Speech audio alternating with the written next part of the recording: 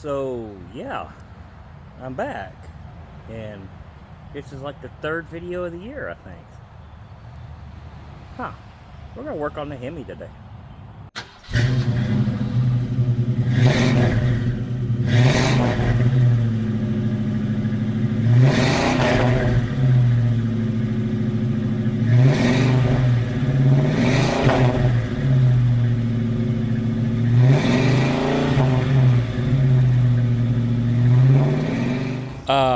We are going to change the shocks on this. Oh, I'm sure there's 1.5 million YouTube videos, and it's nothing new, and it's not exciting, but it is what it is. My front shocks, when I did my level kit, I made a decision thinking that would have been best. These have the Fox 2.0 shocks on them. There you are.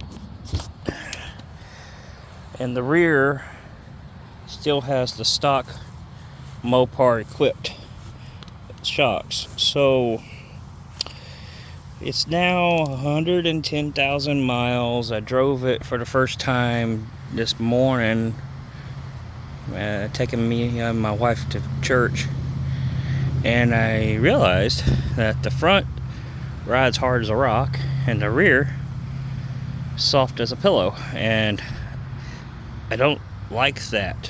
So I will show you what I bought. Okay,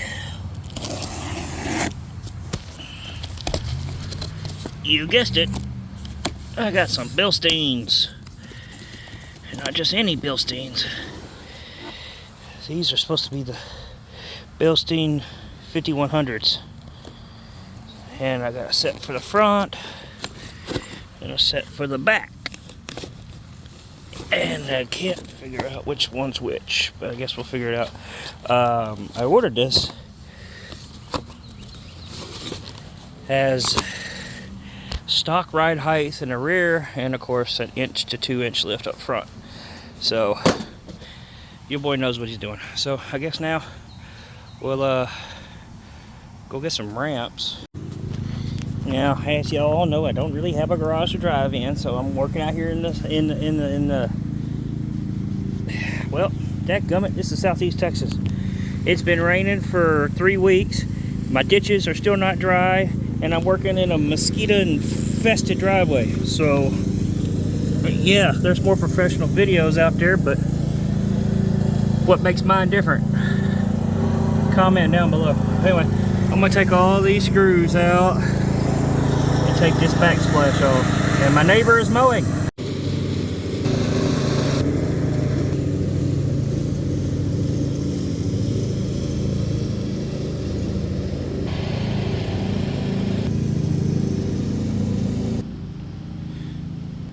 And this one, and that one, and now this backsplash shall be ready to come out. But boy, look, I got peeling clear coat.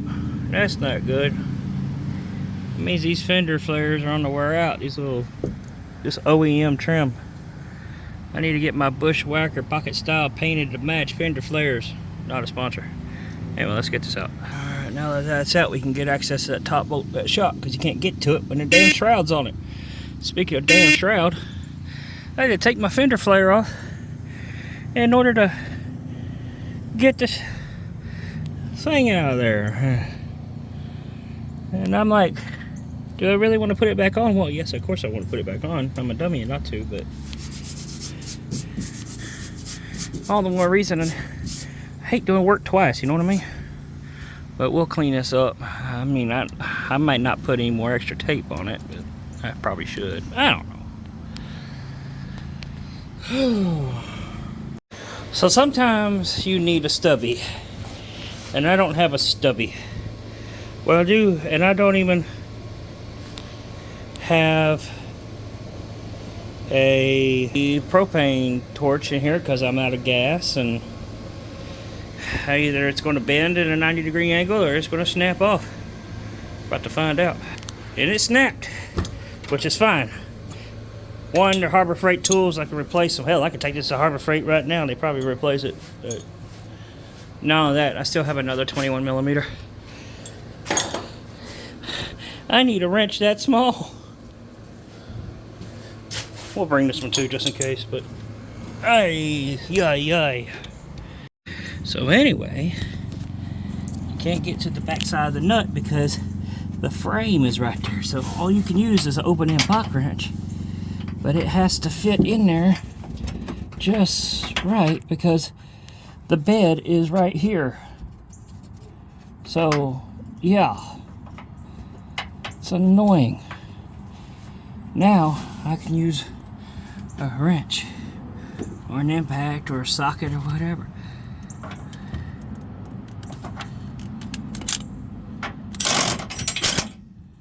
I need two hands. That was a pain in the and a stubby wrench, but now we got the shock, this part of the shock loose. We can work on getting that one down there, which I don't foresee any issues. I'm gonna keep it real with you, because as you see, I'm just a guy in the driveway. Oh yeah, I can collapse it. Little next to nothing. It's gone, or on its way out. As you see, factory original Mopar. So anyway, that was a pain in the butt. Cut a wrench and take all that out just to get to one bolt, and then it just comes right out. All right, anyway, so let's go over here to the box of Bilsteins and find a shock that matches. Well, there it is. It's still got the strap on it, but at least it's got a nice boot on it to protect it. I was so worried about having to transfer that piece of plastic crap, but nah. These are Bilsteins. I guess it depends if you're German or not. They're made in Germany. But anyway, let me get this cut off, and then we could compare the rate of travel on them. Oh yeah, way faster. Look at that. Not the most dramatic view, but I'm going to compress both of them and compare the rate of return. Yeah. And this is, it's still.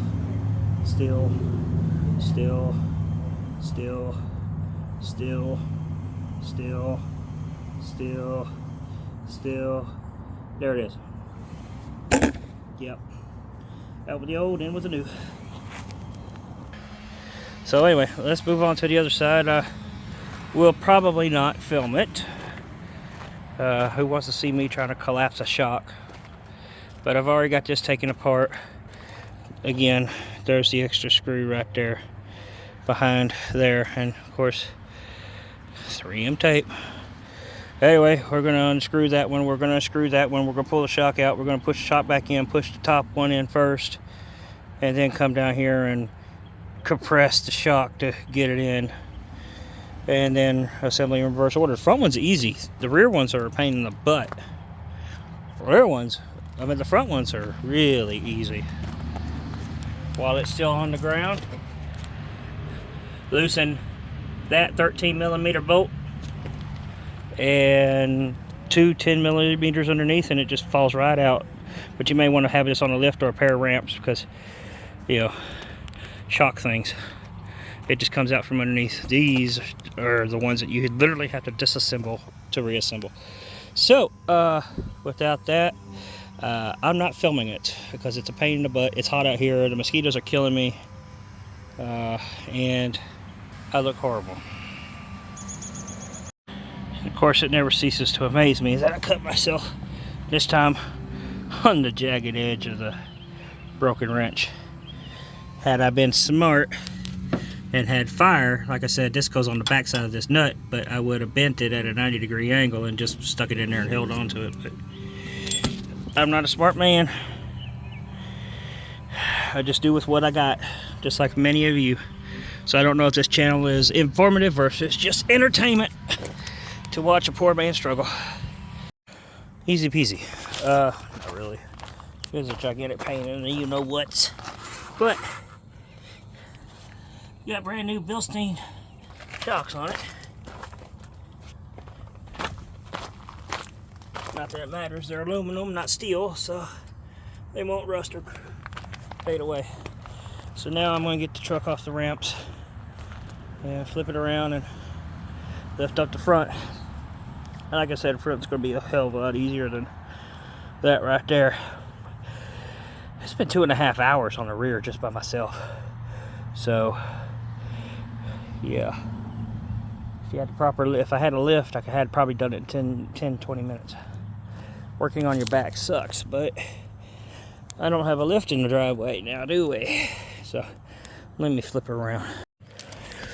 Oh, like I said earlier, I have Fox shocks on here, so I just use this little Allen head looking thing and put that 3/4 wrench on there and just undo the top bolts before I even crawl underneath the front. And don't worry, it ain't gonna happen. But it's a whole lot faster and easier to do both sides first before I even crawl on my back and get underneath. And these shocks are only held in by one 3/4 inch nut on top and two 10 millimeter bolts on the bottom. 10 millimeters, only 2 per shock, so it ain't nothing. Let's see if I think we can get it by hand now. Maybe. Nope. Still tight.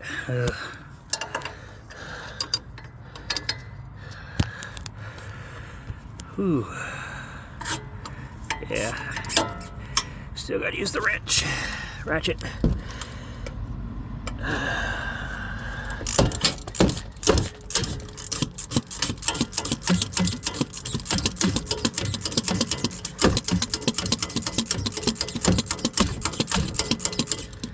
And I don't think the new shock comes with any hardware other than washers and rubbers, but if we have to reuse these, we will, so don't throw anything away. See? Just hold on to them. And these are new anyway. I say new, they're about 3 years old, but they probably don't have but 40,000 miles on them. See what I told you? 2 10 millimeter bolts, and that Fox shock ought to come out. Now those are rough country springs, but the springs itself isn't what makes it ride rough. That's that damn off-road shock. So anyway, let's see me make a fool of myself. Lord knows I got plenty of people watching that are just probably taking side bets. It's not a 10 millimeter. It's a 13 millimeter. Oh look, the brown package people. 13 millimeter. I told you all wrong. How about that? I'm a fool. It's just for entertainment. See, it shows you that even I get it wrong.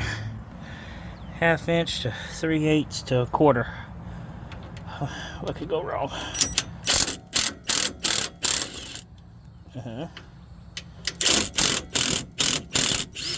There it goes. How about that? See? Snug as a bug in a rug. Just 2 bolts. Oh, that was easy.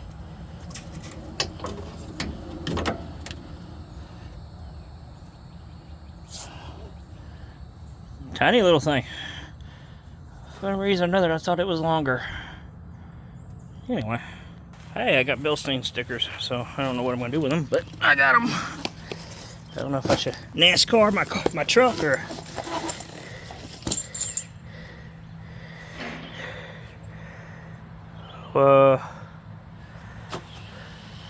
that's a problem. 1 week later. So it is the next week. I ordered the wrong shocks. Not paying attention to what I was doing. When I bought these 2 shocks, they said all Ram, it had my year, right? And it had 2-wheel drive. Yep, okay. And it said Ram 1500. Well, I thought those were it. And actually it said 15, 25, and 3500 series. So I bought the wrong shock. This is the part number to those, right? And the way I figure it is these go to the 3/4 ton and 1 ton trucks with the 1.5 inch lift, not mine. So now I got 2 shocks I don't know what to do with. Can't take them back because I bought them as a kit. So I guess these are for sale. Anybody needs Bilsteins for a 3/4 or 1 ton, verify that part number that I just showed on screen, and you'll get the shock and the bushings. You'll get both of them, left and right. Again, there's the part number, and it's right here in the box still. The part number I should have bought was this. Right, the reason I got these is because I have a 0 to 2 inch lift, because I just leveled the front of the truck. So anyway, these are the Fox that I put on 5 years ago, and it's okay shock. I mean, it's okay. I still think it's stiffer. I think they're hard. And another interesting thing about them, it's a good shock, but since these ride invertly, they ride like that with the shock on top and the piston on bottom. You can see a slight curvature on those tangs. Hello.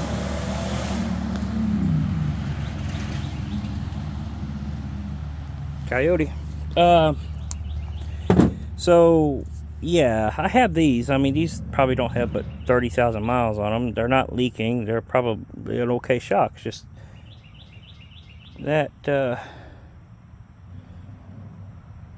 yeah, showing a little vintage.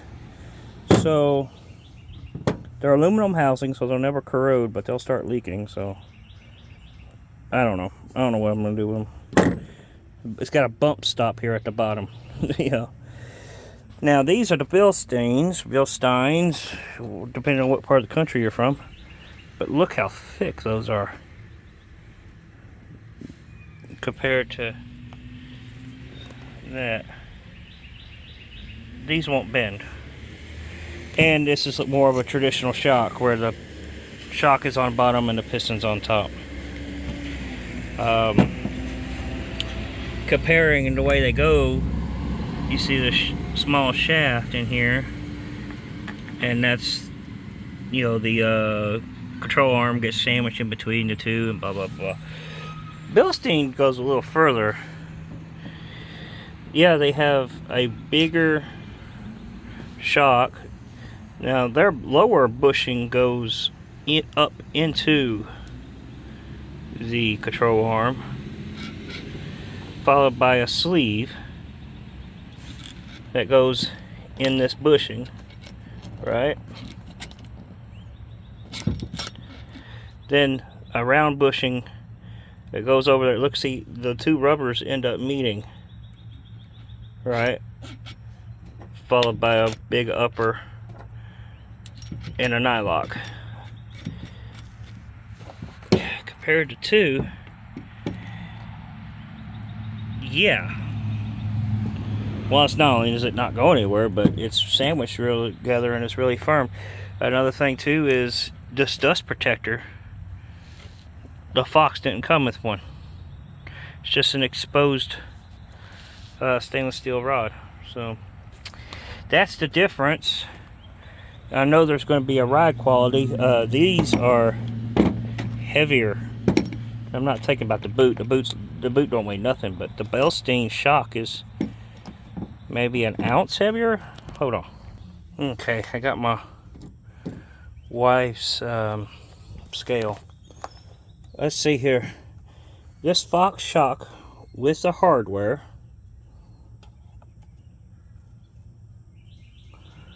comes in, well, that's grams. Let's change this to something more useful.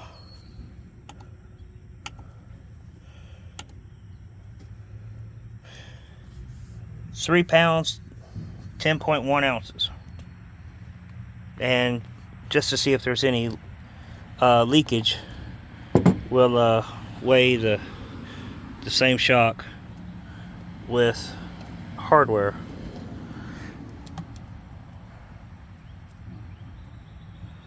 As soon as we can keep it from rolling. Alright, where are we at? 3 pounds and 9.8 ounces. So yeah, that could be anything from the dirt that's on there or to the sticker or whatever, but basically the same. So they still got the fluid in them. Now the one was 10.1, this was 9.8, so let's say 3 pounds 10 ounces. Let's see what the Bilsteins weigh with the hardware.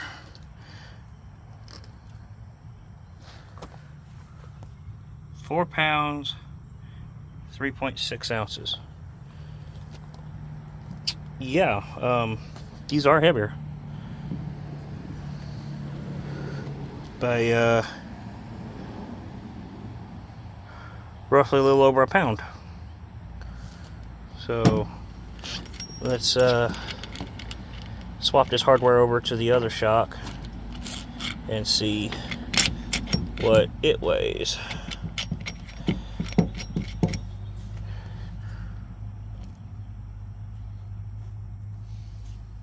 Pretty damn, yep, same thing. 4 pounds, 3.6 ounces. So, yeah. Again, that's the part number we're putting on the Ram 1500 with a level kit up front, stock suspension in the rear, 2-wheel drive without air ride suspension. There we go. Get it all right there. So, these are a little heavier, but it's, I guess you can call it unsprung weight because it's on the bottom of the suspension. It's not on top of the springs where the body is and everything like that. So I'm looking forward to this. I think with a little heavier weight to it, it could be the rubber, but this rubber don't weigh nothing. I mean, it's really thin. This rubber probably doesn't even weigh maybe 4 ounces. So if that, you know, this is a ½ pound to a pound heavier. So a lot of it to do with that nice bracketry right there, where this looks like a solid rubber insert that's been pressed. This one looks kind of, I don't know, made in there almost. Now I will say this one, you can see that the aluminum housing and aluminum bushing, right, you know, the retainer for the bushing is just welded in 2 spots, right? The sleeve isn't welded all the way down. Same way with this one. That could be a concern, but it might not be. Most shocks are like that. Whereas this is a solid billet piece, so I'll give them that. But anyway, let's stop yakking and get these on.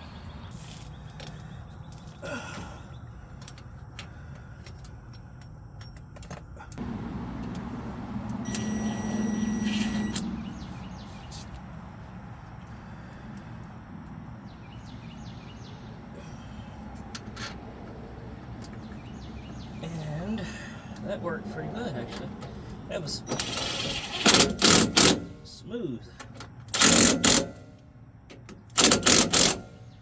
Now all I gotta do is get the shock and go on that side. See how big that hole is? Yeah. So it's kind of a good thing that these bushings have that taper, because the Fox didn't. So it was never centered. And that's what I mean by that taper. It'll actually go in that hole.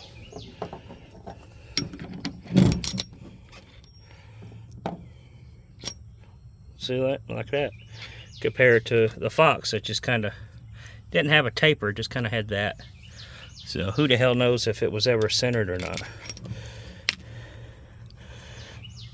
I'm not saying it would increase or decrease the ride quality, but you know, I'm kind of curious who makes Fox. Are they their own brand, or does Bilstein make them, or what? Y'all comment down below.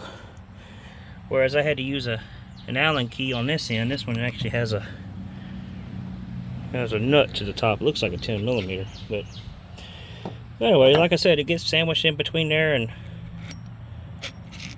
that way it comes down kind of like that. See, so those bushings kind of act as a self-centering. Very neat. Let me move my floor.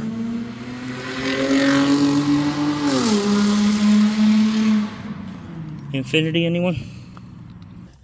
I guess I could spray the boot with some WD-40 or something to make it slide in there a little easier, but I don't want anything stuck to it. See, it goes pretty good until you get to right here where the shock body is.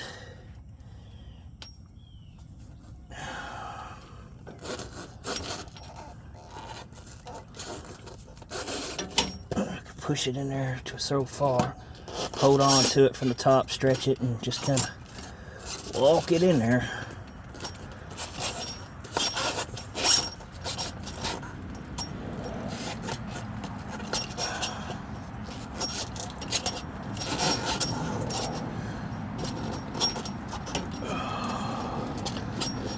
Watch that zip tie that holds the boot down, and there it is. Okay. And then, of course, that hole up there that I have to come see. Get my boat ready. Collapse my shock.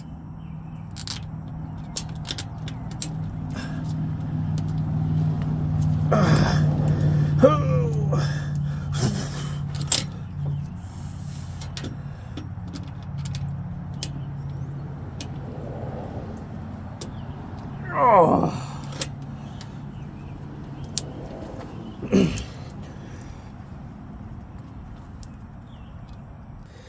See, you can see me struggle.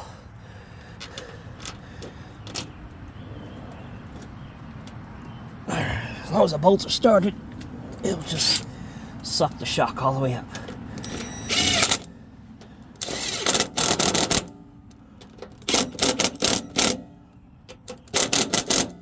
Now don't over tighten that, because that's a steel bolt.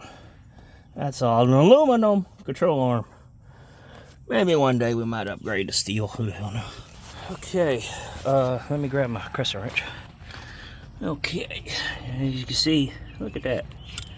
That taper and that rubber right there. That just makes my day. Now there's a taper here too, so there's a wide end and a narrow end.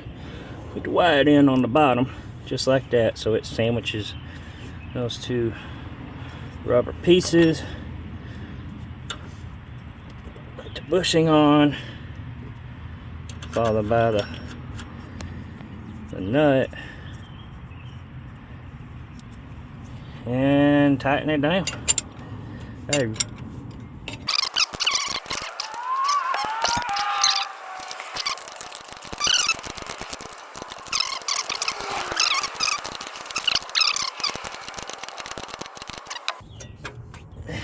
Yeah, it's plenty of thread engagement, and this isn't going anywhere.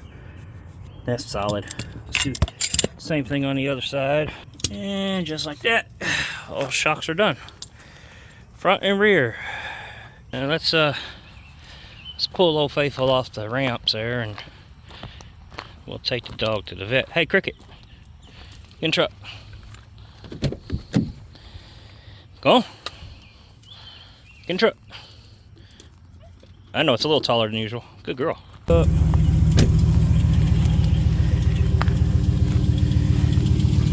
Can't forget the garage floor.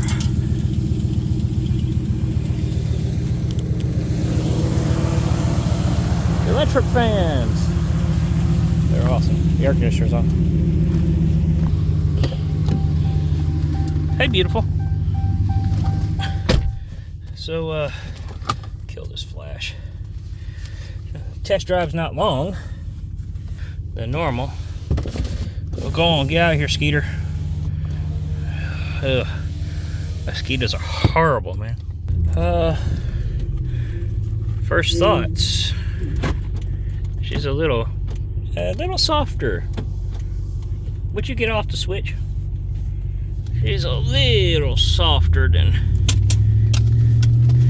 she was with the Fox, which is what I was wanted. I wanted something a little softer because those things were just too firm. Let's go over this railroad track right here. See if I can go over it a little heavy, a little spiritedly. Let's see here. Oh, she definitely feels better. Let me get turned around. I mean, I used to cringe coming across railroad tracks or anything that rough. But, yeah, this one, this doesn't feel so bad. In fact, I'm not even touching the brakes. I'm just going to coast right along.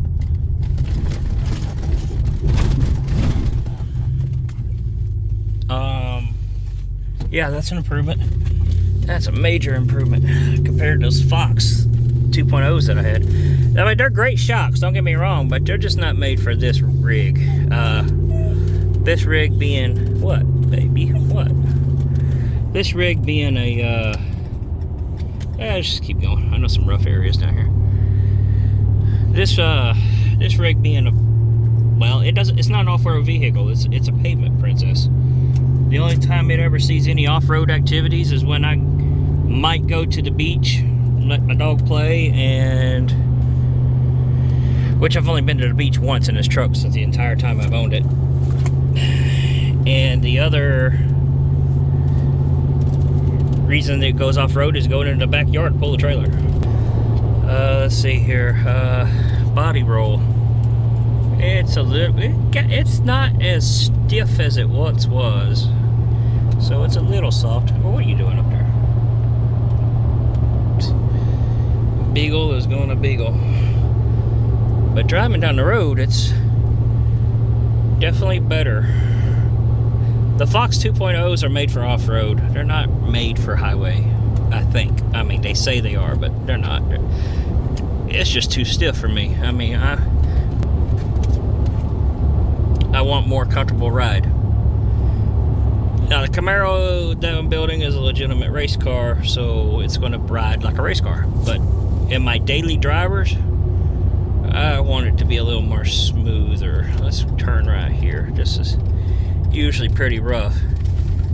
And I used to bite my teeth and hold on to my skull on something like this with those Fox. And it always felt like those Foxes were bottoming out, but this feels 100 times more smoother. Yeah, that was very not bad. That was way more tolerable. So yeah, thanks for joining me on this video. I'm trying to put more out. I don't know when they come out, but until next time, thanks for joining me. Comment, like, subscribe. And what would you do totally different? What did I do right? What did I do wrong? What did I do amateurish? What do you hate about my videos? Please, by all means, comment it down below. I read and appreciate every comment, and I mean that. Y'all guys are awesome. So I'm gonna get off here. We're about ready to go to the vet anyway, so thanks for joining me, and catch you next time. What is this, amateur hour?